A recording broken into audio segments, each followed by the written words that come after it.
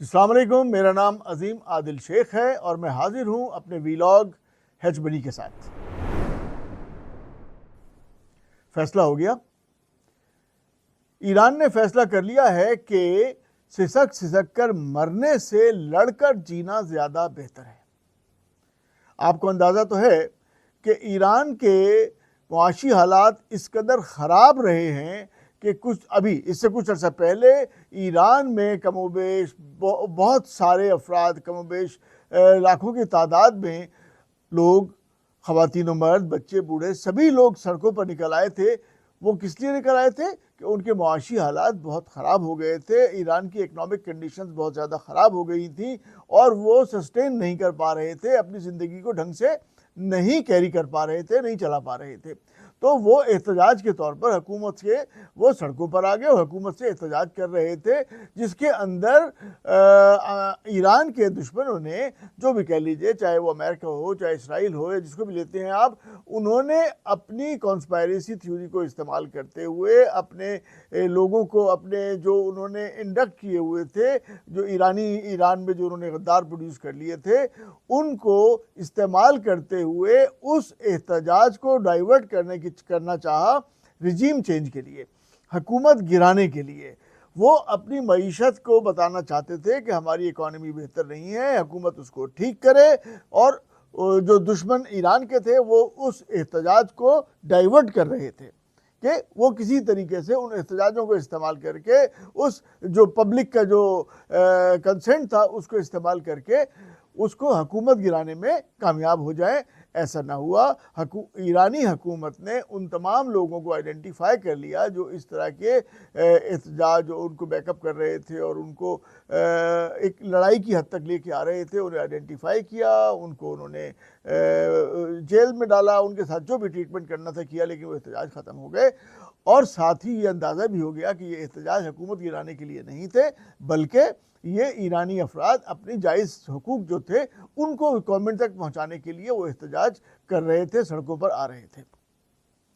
ये हालात इस हद तक बुरे क्यों हुए कि ईरानी कौम के सब्र का पैमाना उनके हाथ से छूट गया? उसकी वजह सिंपल सी है। अमेरिका ने उनके ऊपर पहले प्राइमरी सैंक्शंस लगाई और उसके बाद सेकेंडरी सैंक्शंस लगा दी। अब सैंक्शंस का मतलब बड़ा सीधा साधा सा है कि भाई कोई भी मुल्क, कोई भी दीगर कौम जो है ईरान के साथ कारोबार नहीं कर सकती, कोई लेन देन नहीं कर सकती। जब कोई लेन देन नहीं कर सकेगा, कोई कारोबार नहीं होगा, तो ईरान की आमदन कहाँ से होगी? वो तो भला हो चंद मुल्कों का, जिसके अंदर चाइना शामिल है, रशिया शामिल है, या एक आध दो ममालिक और होंगे जो कि ईरान के साथ लेन देन करते रहे, लेकिन उसके बावजूद उनको भी फिर सैंक्शंस फेस करना पड़ी। अगर इस तरीके से आपको दुनिया भर में आइसोलेट कर दिया जाए बज़ूर कुव्वत, तो ठीक है, एक वक्त तक तो आप इन तमाम चीज़ों को बर्दाश्त करते रहते हैं, लेकिन कहते हैं ना, तंग आमद बजंग आमद। तो ईरान को भी एक दिन ये फैसला तो करना था कि भाई ये हम कब तक सिसक सिसक कर जीते रहेंगे। उन्होंने कहा कि अगर मरना है तो फिर लड़के मर जाते हैं, और अगर लड़के, हम ऑफ कोर्स चांसेस इस बात के हैं कि लड़के मरने की बजाय लड़के जी जाते हैं।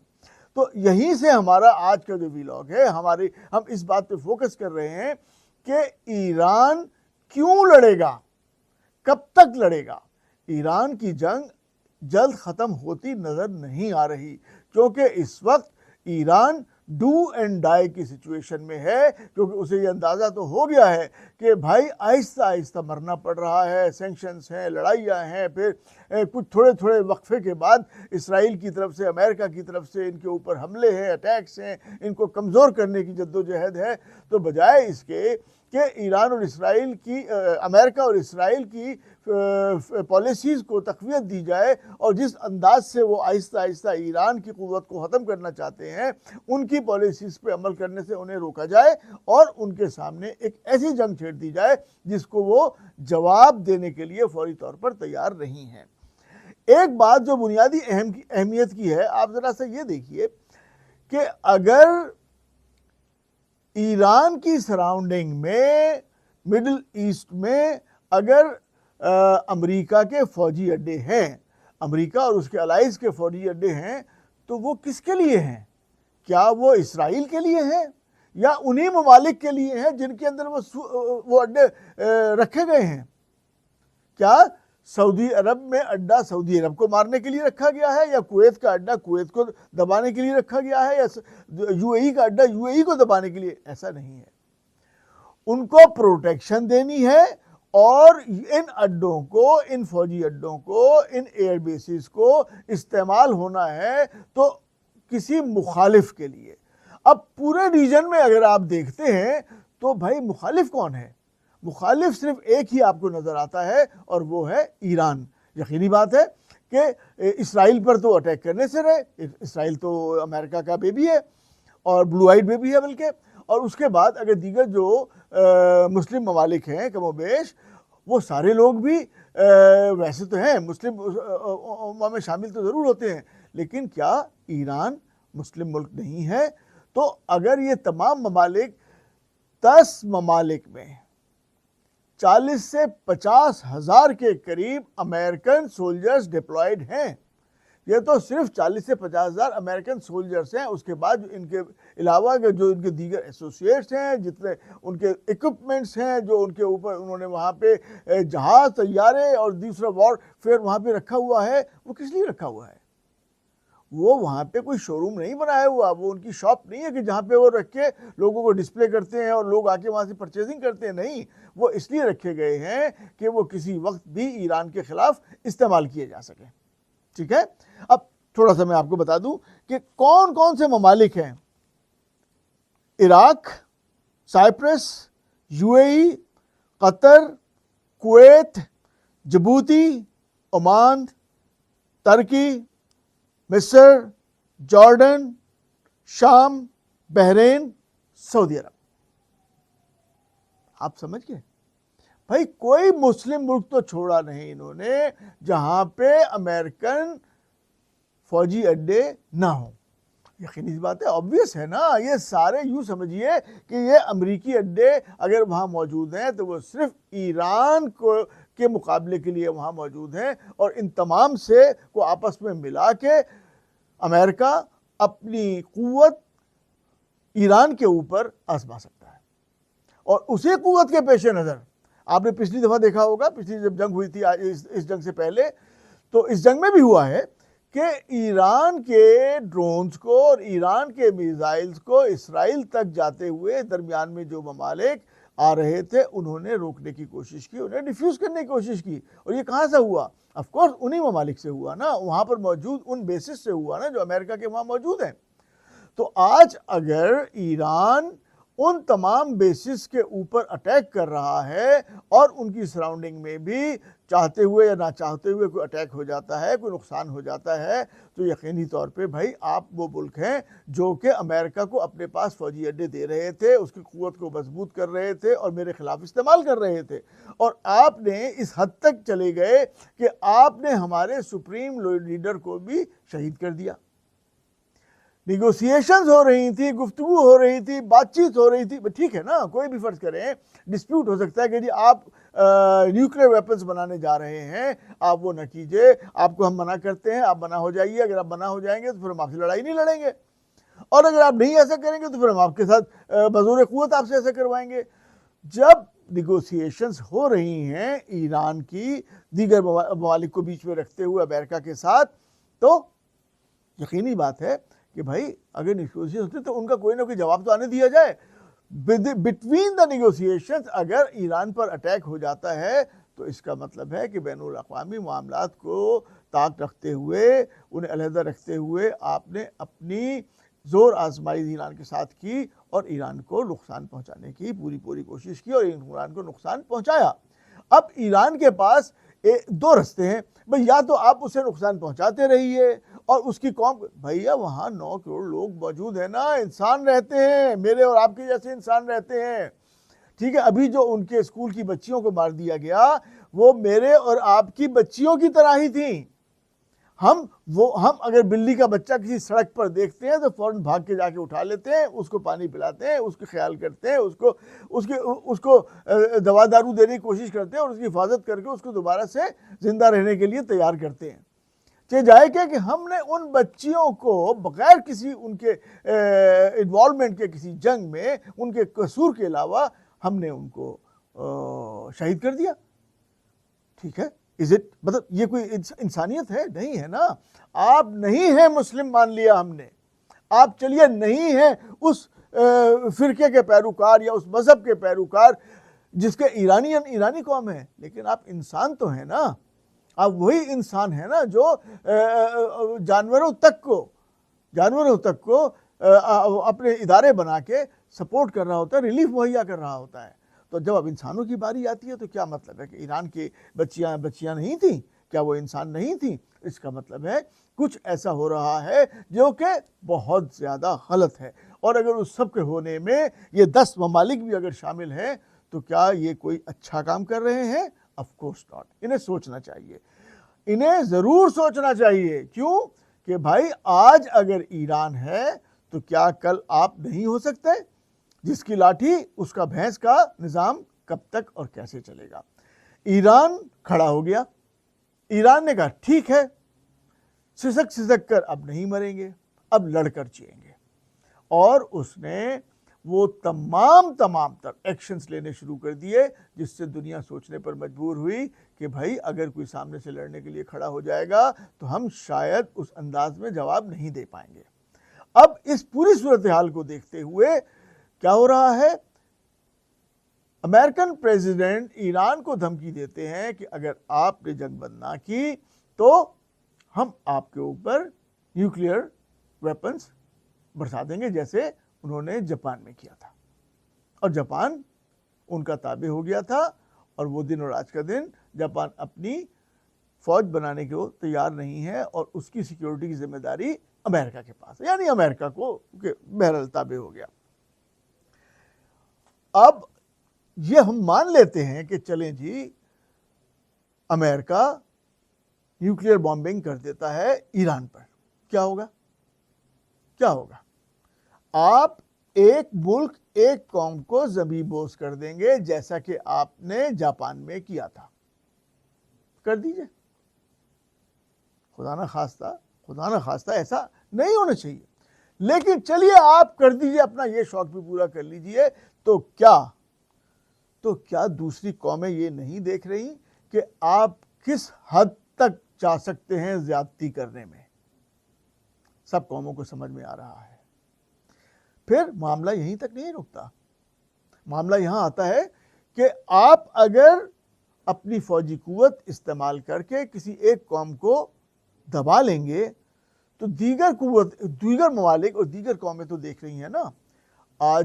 आज से पहले आप जिस जंग में कूदते थे, नेटो के ममालिक, यूरोपियन ममालिक, फ्रांस, जर्मनी, बरतानिया, ये तमाम, स्पेन, ये तमाम ममालिक आपके साथ शाना बशाना चलते थे और ये अमेरिका से लड़ने के लिए पहुंच जाते थे। हर उस मुल्क में जिनमें अमेरिका लड़ने के लिए जाता था, कोई भी वजह बना के, चाहे इराक के अंदर उन्होंने एक फेक रीज़न क्रिएट किया, लेकिन ऑफ कोर्स सारे मिलकर लड़ने पहुंच गए। आज क्या पोजीशन है? स्पेन साफ मना कर रहा है, हम अमेरिका के साथ इस ईरान जंग में शामिल नहीं होंगे। बरतानिया जिसने कहा कि हम अपने फौजी नहीं देंगे लेकिन अड्डे हमारे इस्तेमाल हो सकते हैं, वो बाद में वो भी बैक कर गया वहां से। फ्रांस बैक कर गया, फ्रांस साथ नहीं है अमेरिका के इस दफा, जर्मनी साथ नहीं है। ठीक है, तो अगर अब ये ममालिक, यूरोपियन ममालिक अमेरिका के साथ नहीं हैं, ईरान के ऊपर, ईरान से जंग करने में रशिया और चाइना तो वैसे भी साथ दे रहे हैं, तो इसका मतलब है कि इस जंग में, जो कि एक गैर कानूनी जंग है, एक गैर ज़रूरी जंग है, उसके अंदर दुनिया की दीगर अक़वाम आपके साथ नहीं दे रही है। आपके साथ जब कहा जाएगा तो उसमें अमेरिका, इसराइल और वो तमाम अरब ममालिक, वो तमाम गल्फ़ ममालिक, वो तमाम मिडिल ईस्ट के ममालिक जिन्होंने अपने पास फ़ौजी अड्डे मुहैया किए हुए हैं और इस बात की इजाज़त दी हुई है कि उनकी सरजमीन को इस्तेमाल किया जाए और उनकी जो फ़िज़ाई रास्ते हैं उन्हें इस्तेमाल करने की इजाज़त दी हुई है।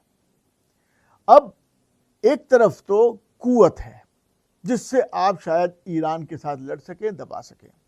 और दूसरी तरफ इकोनॉमी है। अगर आप ये देखें कि दुनिया में इकोनॉमिक सिचुएशंस क्या हैं, तो यूरोप की अपनी इकोनॉमी किसी बेहतर हाल में नहीं है। कनाडा अमेरिका के साथ किसी अच्छे रिलेशन में नहीं है। कैनेडियंस अपने बिजनेसेस सुकेड़ रहे हैं। कनाडा के लोग जो वहाँ पे अमेरिका में टूरिज़्म के लिए काफ़ी वसी तादाद में जाया करते थे, वो अब वहाँ नहीं जा रहे हैं। उन्होंने बाय कैनेडियन का नारा लगाते हुए अमेरिकन प्रोडक्ट्स का बायकॉट किया हुआ है। बहुत सारी सप्लाईज जो अमेरिका से कनाडा को हो रही थी, जिसमें पोर्क ले लीजिए, बीफ ले लीजिए और बहुत सारी चीज़ें, उन तमाम चीज़ों को कनाडा मना कर रहा है। तो अगर ये सारी मामलात माशी तौर पे अगर नीचे से ज़मीन आहिस्ता आहिस्ता सरकती जा रही है, तो क्या आपके अंदर उतनी क़ुव्वत रहेगी कि आप किसी मुल्क को बर्बाद कर सकें? शायद ऐसा नहीं हो पाएगा इस दफ़ा मामलात बहुत फ़र्क है। जो मैं समझता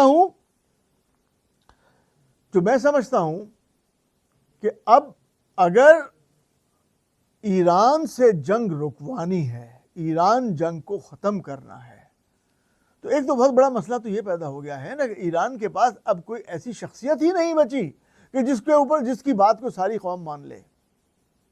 ये मैं बहुत सारे दुनिया के अक़वाम को और लीडर्स को कहना चाहूँगा कि आपके पास किसी ऐसी शख्सियत का होना बहुत ज़रूरी होता है जिसकी बात को, जिसके एक कहे हुए लफ्ज़ को पूरी कौम मान ले। अगर वो कहे शट अप तो शट अप, अगर वो कहे चलो तो चलो, रुको तो रुको। अगर आपके पास ऐसा लीडर नहीं होता तो फिर अनारकी होती है।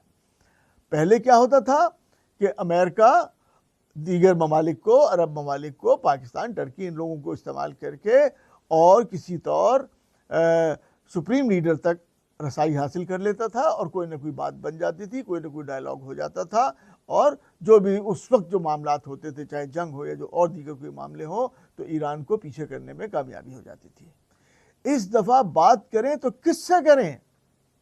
कोई लीडर इतना कदावर नहीं है कि उसकी बात ईरान की तमाम लीडरशिप, तमाम फौजी जर्नल, तमाम तबका फ़िक्र के लोग उस शख्स की बात को मान लें।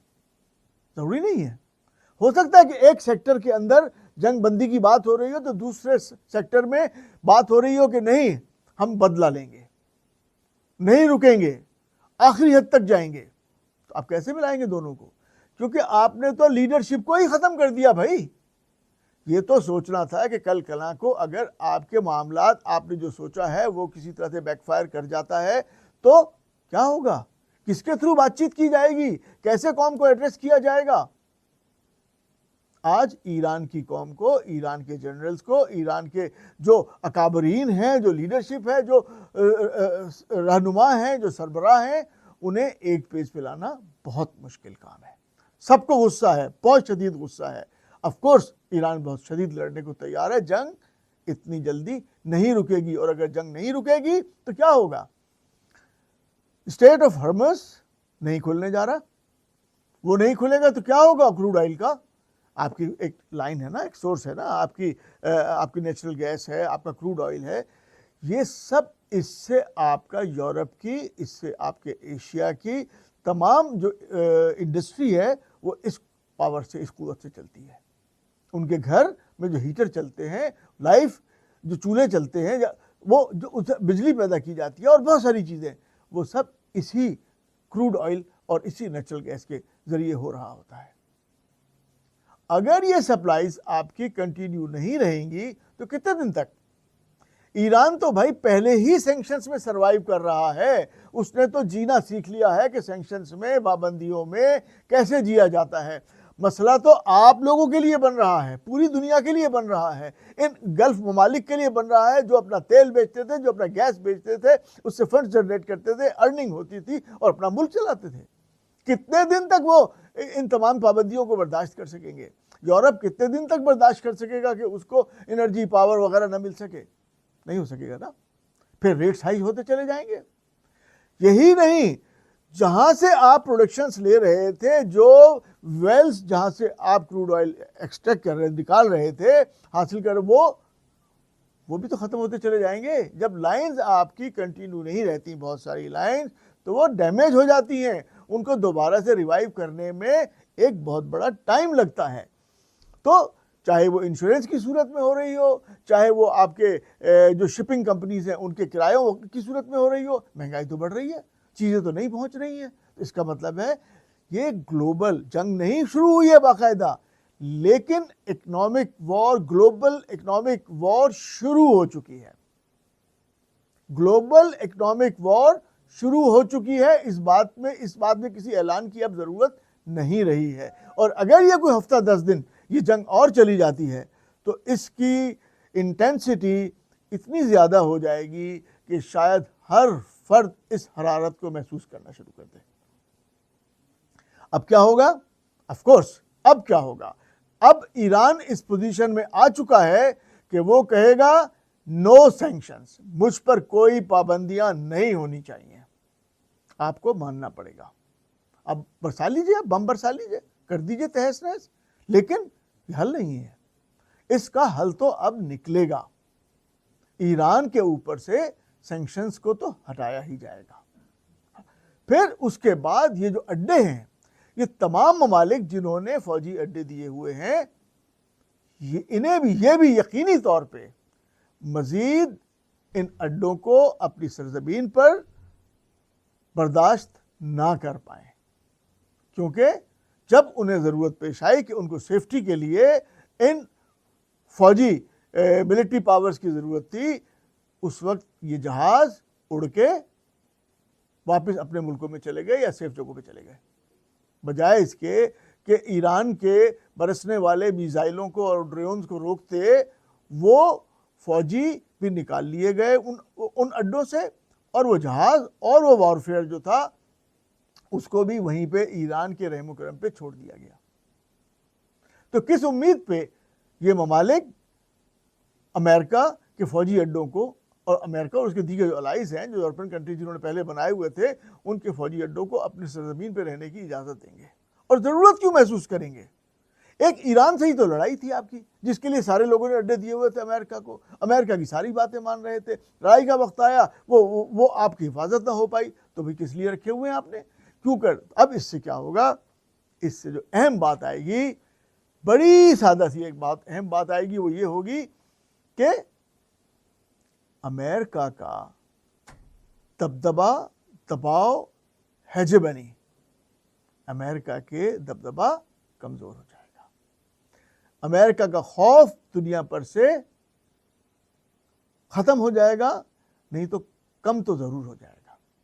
अब अगर खौफ ख़त्म हो गया अमेरिका का, तो यकीनी तौर पे लोग क्या करेंगे? फिर वो जो मजबूर हो जाते हैं कि वो डॉलर के अंदर ट्रेड करें, वो अपनी लोकल करेंसीज के अंदर, अपने कंट्री की जो करेंसी है उनकी, उसके अंदर ट्रेड करने लगेंगे, बार्टर पे ट्रेड करने लगेंगे। और वो जो डॉलर डोमिनेंस है, जो कि मैं हमेशा आपसे कहता हूं कि dollar is not backed by gold, dollar is backed by American hegemony, क्योंकि अमेरिकन हेजेमनी अंडर क्वेश्चन है, तो डॉलर की जो स्ट्रेंथ है, डॉलर की जो बैकिंग है, वो भी कमज़ोर है। ये गुफ्तगू चलती रहेगी, मैं आपको अपने तज्जिए पेश करता रहूँगा। सब्सक्राइब कीजिए, लाइक कीजिए, ताकि मैं आपको बार बार नज़र आता रहूँ। मुझे इजाज़त दीजिए। अल्लाह हाफ़िज़।